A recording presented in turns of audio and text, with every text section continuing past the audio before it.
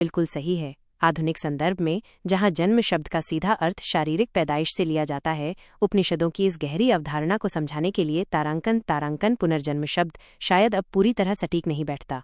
योनि का बदलता अर्थ। आज के संदर्भ में आजकल जब हम जन्म या पुनर्जन्म कहते हैं तो हमारा पहला विचार किसी नए भौतिक शरीर में पैदा होने की ओर जाता है, लेकिन जैसा कि हमने चर्चा की, उपनिषदों में योनि का अर्थ चेतना के स्तर और उसकी प्रवृत्ति से अधिक है।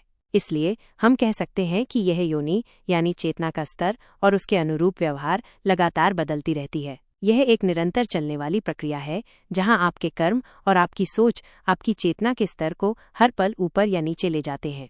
इसे इस तरह समझा जा सकता है, हर पल का पुनर्जन्म। आप हर पल अपनी चेतना के स्तर के अनुसार पुनर्जन्म ले रहे हैं। जब आप दयालु और समझदार होते हैं तो आपकी चेतना एक उच्च योनि में होती है। जब आप क्रोधित या स्वार्थी होते हैं तो आपकी चेतना एक निम्न योनि में होती है। ये सब आपके भीतर ही घटित होता है। प्रवृत्तियों का बदलना, ये आपकी प्रवृत्तियां, टेंडेंसीज और व्यवहार एक्शंस हैं जो निर्धारित करते हैं कि आप किस योनि में जी रहे हैं। ये सिर्फ मृत्यु के बाद होने वाली कोई चीज नहीं है, बल्कि आपके जीवन के हर क्षण में आपकी चेतना का एक सक्रिय बदलाव है।